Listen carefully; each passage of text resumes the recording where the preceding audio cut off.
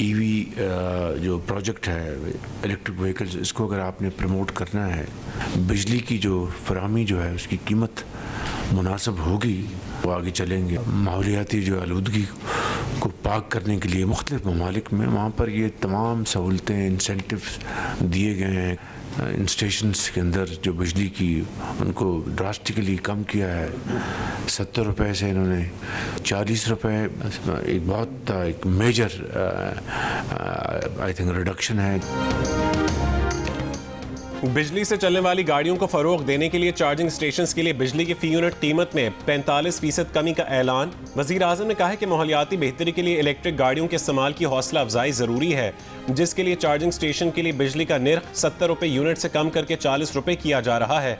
पूरी दुनिया में इलेक्ट्रिक गाड़ियों को फरोग देने के लिए इस तरह की मुराद दी जा रही हैं। वजीर पावर डिवीजन अवैस लगारी ने बताया कि चार्जिंग स्टेशन के लिए 39 रुपये 70 पैसे का टैरिफ नेपरा की मंजूरी के बाद लागू होगा। चार्जिंग स्टेशन के क़याम का तरीक़ाकार आसान कर दिया है। अब 15 दिन में NOC मिलेगा। नौजवान छोटी सरमायाकारी के जरिए अपना काम शुरू कर सकेंगे। सनतों की गैस से चलने वाले अपने बिजली घरों के लिए गैस की कीमत का मसला कुछ दिन में हल हो जाएगा। इस पर IMF से भी बातचीत चल रही है।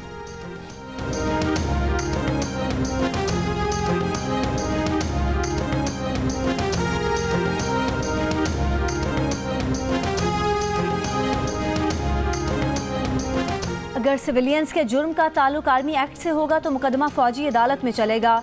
जुर्म की नौइयत तयन करती है कि केस कहाँ चलेगा। वजारत दिफा के वकील ख्वाजा हारिस के सिविलियंस के मिलिट्री ट्रायल केस में दलाइल। जस्टिस जमाल मंदोखेल ने सवाल किया कि आर्मी एक्ट और उससे जुर्म का ताल्लुक तो सानहा APS पेशावर के वक्त भी मौजूद था। उस वक्त फौजी अदालत में ट्रायल के लिए आइन में तरमीम क्यों करना पड़ी, जिस पर ख्वाजा हारिस ने जवाब दिया कि आइनी तरमीम के बगैर भी ऐसे जराइम का मिलिट्री कोर्ट में ट्रायल हो सकता है। जस्टिस जमाल मंदोखेल ने कहा, जस्टिस हसन अजहर रिजवी ने सवाल किया था कि GHQ और कराची में एयरबेस पर हमलों के केसेस मिलिट्री कोर्ट क्यों नहीं गए। इस सवाल का जवाब 21वीं आइनी तरमीम केस के फैसले में मौजूद है। जुर्म के ताल्लुक के साथ इर्तिकाब करने वाले की नीयत भी देखी जाएगी। शवाहिद की बुनियाद पर ही नीयत को जांचा जाएगा। वजारत दिफा के वकील ने जवाब दिया कि सुप्रीम कोर्ट बराह रास्त शवाहिद का जायज़ा नहीं ले सकती। जस्टिस मोहम्मद अली मजहर ने कहा कि जुर्म करने वाले की नीयत क्या थी ये तो ट्रायल में ही तय होगा। जस्टिस हसन अजहर रिजवी ने कहा, 21वीं आइनी तरमीम की मंजूरी के वक्त एक साबिक चेयरमैन सेनेट के आंसू भी निकल आए थे। जस्टिस जमाल मंदोखेल ने कहा कि वो बड़े बासूल आदमी हैं, उन्होंने रोते हुए तरमीम के हक़ में वोट दिया। समझ में आता है वो तरमीम के हक़ में वोट देने से इनकार करते तो ज़्यादा से ज़्यादा उनकी सीट चली जाती। केस की मज़ीद समाअत कल तक मुलतवी।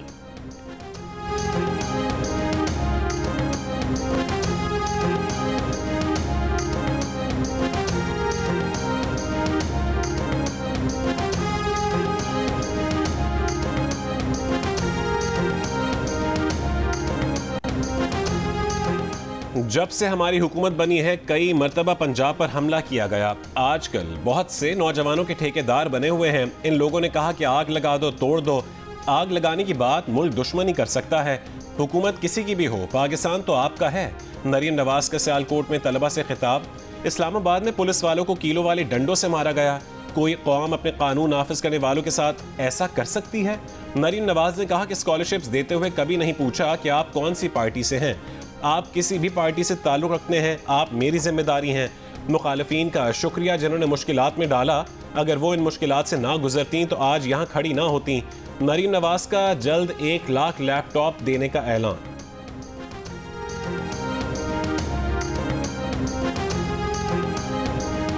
वो मुतालबात हमें तहरीरी तौर पे पेश करेंगे। लाजमी बात है कि हम वो वापस लेके आएंगे अपनी पार्टी के पास, गवर्नमेंट के पास, अपने अलाइज के पास, और उनकी डिस्कशन के बाद उसका फिर जवाब देंगे। अगर वो जुडिशल कमीशन चाहते हैं तो उसके टर्म ऑफ रेफरेंस क्या होंगे। जो कैदियों की लिस्ट है वो किन लोगों को सियासी कैदी समझते हैं, तो ये सारी चीज़ें ऐसी हैं कि इनके लिए जो है वो वक्त लग सकता है। नून लीग के राना सनाउल्लाह का कल होने वाले मुज़ाकरात में PTI को तहम्मुल से काम लेने का मशवरा। कहा कि PTI वाले किन लोगों को सियासी कैदी समझते हैं। जुडिशल कमीशन के TORs और इख्तियारात क्या होंगे। जुडिशल कमीशन रिपोर्ट कितनी देर में पेश करेगा। अहमियत तो इन चीज़ों की है जिस पर अभी कोई बात नहीं की गई। इन चीज़ों में वक्त लग सकता है। उम्मीद है कल PTI कैदियों की फहरिस्त और जुडिशल कमीशन से मुतालिक अपनी शराइत बताएगी। PTI के तहरीरी मुतालबात पर पार्टी और इत्तेहादियों से मुशावरत के बाद जवाब देंगे।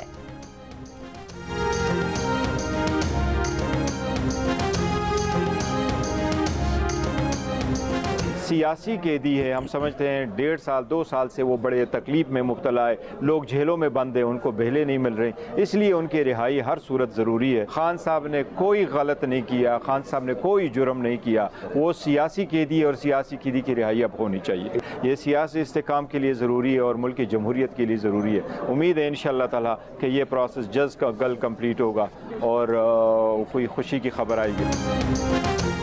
चेयरमैन पीटीआई मुज़ाकरात में खुशखबरी मिलने के लिए पुरुम्मीद, कहा कि कल हुकूमत को मुतालबात तहरीरी तौर पर जमा करवाएंगे। सियासी कैदी 1.5-2 साल से जेलों में कैद हैं। बानी पीटीआई भी सियासी कैदी हैं, उनके खिलाफ जितने केसेस बना सकते थे बना दिए गए, उनको रिहाई मिलनी चाहिए। हुकूमत अगर नेक नियति और संजीदगी के साथ बैठे तो मसाइल का हल निकल सकता है।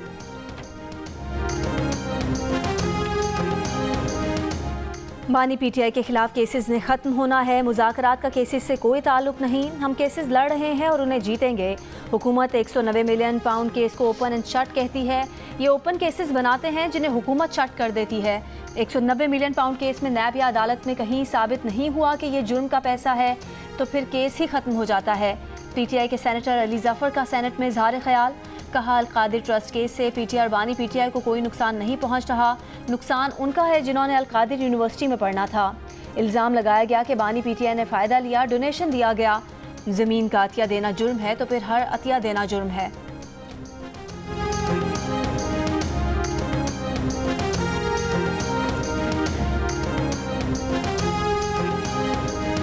बिल्कुल एक गाड़ी भी नहीं है और मेडिसिन की सख्त किल्लत है। बिल्कुल कल वाला जो है कन्वई आए थे ना, वो सिर्फ 1 किलो टमाटर मिल गया, कुछ लोगों को बहुत ज़्यादा मुश्किलात थी। जितनी गाड़ी आई है उसमें आटा नहीं थे, गैस वगैरह नहीं थे। आवाम को आटा की ज़रूरत है, गैस की ज़रूरत है, चीनी की, ऑयल की ज़रूरत होती है। टमाटर 700 रुपए किलो और प्याज 600 रुपए किलो, बाकी अशिया जो मटर है वो 1000 रुपए किलो। खाने पीने का सामान, चीनी, दालें, घी वगैरह ये सब ख़राब हो रहा है। हुकूमत से अपील है कि यार हमारा कोई तरीका निकाले, या हमें खाली करवाए या हमें उधर पहुंचा दे। अभी कब इतला मिले हम लोग इधर से रवा दवा हूँ, लेकिन अभी तक कोई खबर नहीं है। जिला कुरम में खाने पीने की अशिया की किल्लत बरकरार। अवाम का कहना है कि 25 ट्रकों में लाए गए सामान में आटा, चीनी, गैस, दवाएं और दीगर अशिया शामिल नहीं।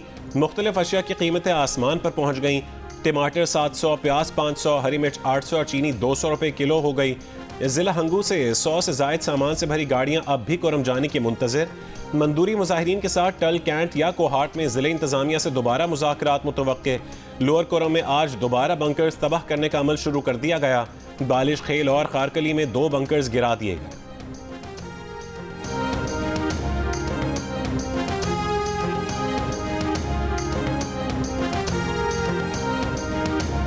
तहरीक इंसाफ की मुज़ाकराती टीम के अरकान की बानी पीटीआई से जेल में बगैर निगरानी मुलाकात मुज़ाकरात के लिए मददगार होगी।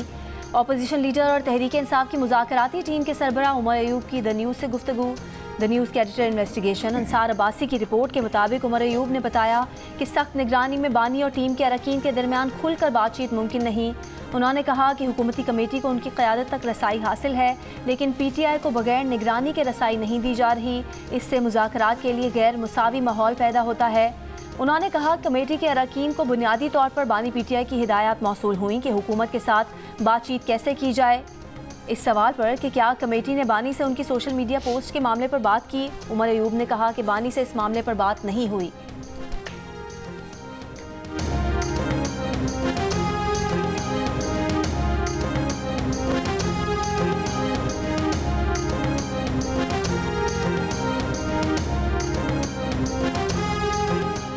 मरियम नवाज चाहती हैं कि मुज़ाकरात नाकाम हो। पीटीआई के सेनेटर एजाज चौधरी का इल्ज़ाम, कहा कि मरियम नवाज को चाहिए कि वो अपने वालिद या चाचा को कहें कि मुज़ाकरात बंद करवा दें। प्रोडक्शन ऑर्डर पर अमल दरामद न होना चेयरमैन सेनेट यूसुफ रज़ा गिलानी की तौहीन है। यास्मीन राशिद ने कहा है कि सेनेटर एजाज चौधरी के प्रोडक्शन ऑर्डर्स पर पंजाब हुकूमत ने अमल नहीं किया। हम मुज़ाकरात की मेज़ पर हैं तो जिम्मेदारी से काम लिया जाए।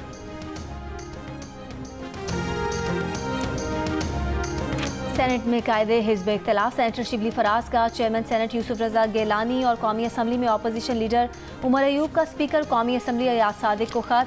चीफ इलेक्शन कमिश्नर की तकर्रुरी के लिए पार्लिमानी कमेटी तश्कील देने का मुतालबा। खत में कहा गया है कि मौजूदा chief election commissioner Sikandar Sultan Raja की मुद्दत मुलाजमत 26 जनवरी 2025 को ख़त्म हो रही है। चीफ इलेक्शन कमिश्नर की तकर्रुरी के लिए पार्लिमानी कमेटी की तश्कील जल्द अज जल्द की जाए।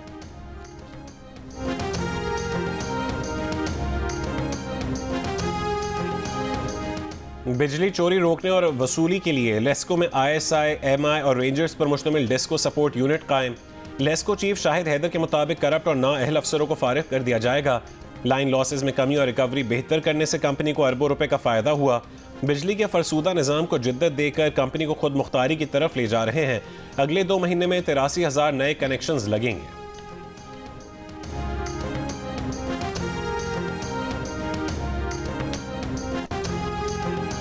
सनतों के गैस से चलने वाले अपने बिजली घरों के लिए गैस टैरिफ में 1100 रुपये फी MMBTU तक इजाफे की तजवीज़।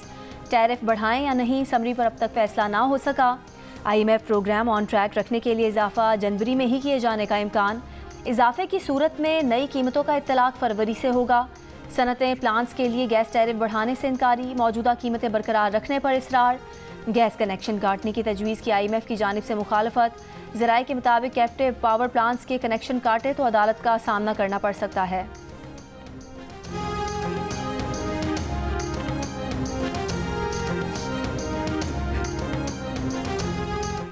वज़ीर आज़म की इंसानी स्मगलिंग के इंतहाई मतलूब स्मगलर्स की हवालगी के लिए इंटरपोल से राबते की हिदायत। इंसानी स्मगलिंग के खात्मे से मुतालिक इजलास में कहा कि हवाई अड्डों पर बैरून मुल्क सफ़र करने वालों की स्क्रीनिंग का मयारी निज़ाम कायम किया जाए। FIE में अफरादी क़ुव्वत की कमी को पूरा किया जाए। वज़ीर आज़म शहबाज शरीफ का वर्ल्ड बैंक की जानिब से पाकिस्तान को 10 साल के CPF के तहत $20 अरब के वादे का खैर मकदम। आर्मी चीफ और साथियों की काविशों को सराहा। कहा कि CPF वर्ल्ड बैंक के पाकिस्तान की मुआशी इस्तेहकाम और सलाहियत पर एतमाद की अक्कासी करता है। लोगों के लिए मौक़े पैदा करने के लिए कोशिशों को हम आहंग करते हुए शराकत मजबूत बनाने के मुंतज़िर हैं।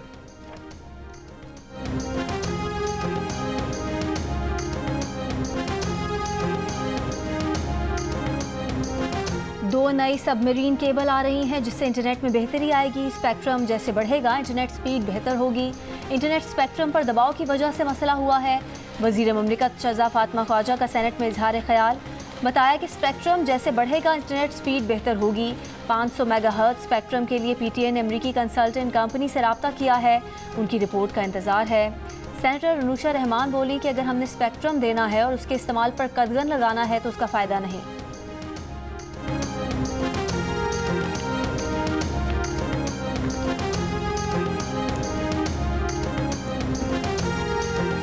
सिक्योरिटी फोर्सेस का शिमाली वजीरिस्तान के इलाके स्पिनवाम में इंटेलिजेंस बेस्ड ऑपरेशन। 4 खवारिज हलाक, असला और गोला बारूद बरामद। ISPR के मुताबिक ऑपरेशन 14 और 15 जनवरी के दरमियानी शब खवारिज की मौजूदगी की इत्तला पर किया गया।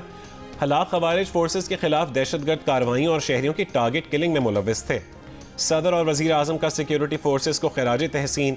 सदर ने कहा कि दहशतगर्दी के मुकम्मल खात्मे तक खवारिज के खिलाफ कार्रवाइयाँ जारी रहेंगी। वज़ीर आज़म ने कहा कि हुकूमत और सिक्योरिटी फोर्सेस दहशतगर्दी के मुकम्मल खात्मे के लिए पुरअज़्म है।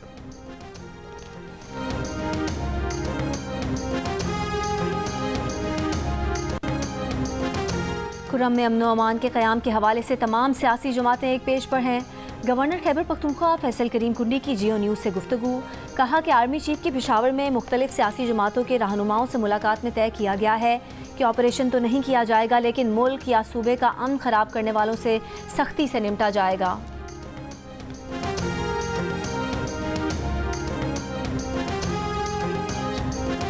अमेरिका की नेशनल सिक्योरिटी के तर्जुमान जॉन कर्बी ने कहा है कि पाकिस्तान कभी भी अमेरिका का टेक्निकल इत्तेहादी नहीं रहा और ना ही ऐसा कोई मुआहिदा हुआ।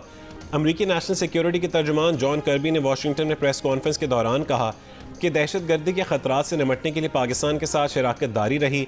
पाकिस्तानी अवाम सरहद पार से आने वाली दहशतगर्दी के तशद्दुद का शिकार हैं। दहशतगर्दी खतरात से निपटने के लिए पाकिस्तान के साथ काम करने का अज़्म तब्दील नहीं होगा।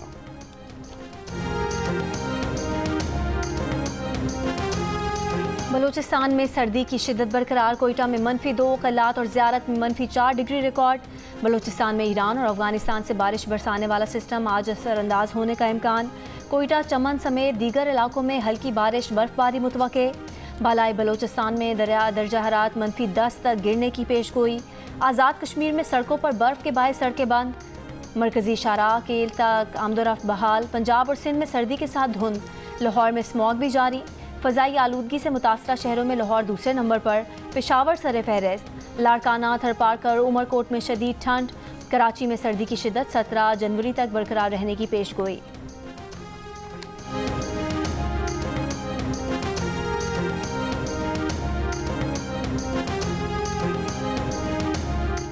वज़ीर आला बलूचिस्तान सरफराज बुगटी का बलूचिस्तान में यतीम बच्चों के लिए सरकारी मुलाजमीन की तनख्वाहों से 500 रुपये माहाना कटौती करने का ऐलान।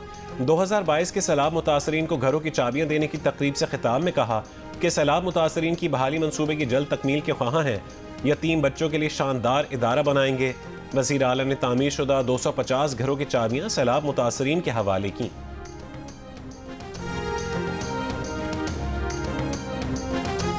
सिंध के सीनियर वजीर शर्जील मेमन की नई फिल्म और ड्रामा नवीसों की खुसूसी हौसला अफजाई की हिदायत।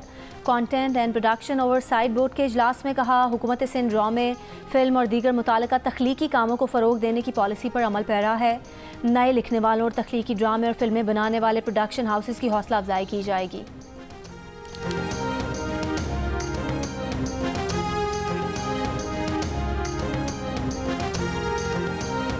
नॉर्थ कराची से एक हफ्ता कबल मदरसे से वापसी पर लापता होने वाले 7 साला सारिम का सुराग अब तक न मिल सका। सारिम के वालिद की मुद्दत में मुकदमा अगवा की दिफा के तहत दर्ज।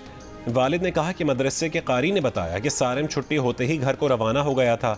गवर्नर सिंध कामरान टेसोरी की मुग़वी बच्चे सारिम के घर आमद। वालिदैन को मुग़वी बच्चे की बाजियाबी के लिए मुकम्मल ताउन की यकीन दहानी।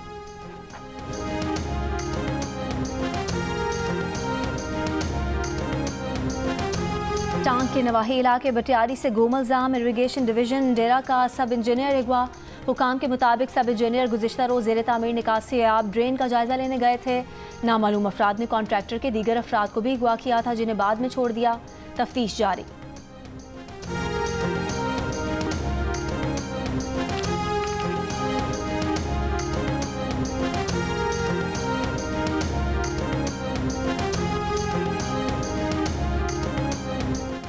कराची में कोरंगी जंजालपुरा गोट में फायरिंग से नौजवान कत्ल। एसएसपी कोरंगी के मुताबिक फजर के वक्त 4 डाकू मकतूल के पड़ोस में वारदात के बाद फरार हो रहे थे। 17 साल का नौजवान मुजफ्फर इकबाल नमाज फजर पढ़कर घर जा रहा था। शोर मचाने पर डाकुओं की फायरिंग से वो मौके पर ही जान बहक हो गया। वाक़े के बाद SHO ज़मान टाउन और चौकी इंचार्ज मुअत्तल। 1 जनवरी से अब तक डकैती मज़ाहमत पर 3 अफराद जान बहक हो चुके हैं।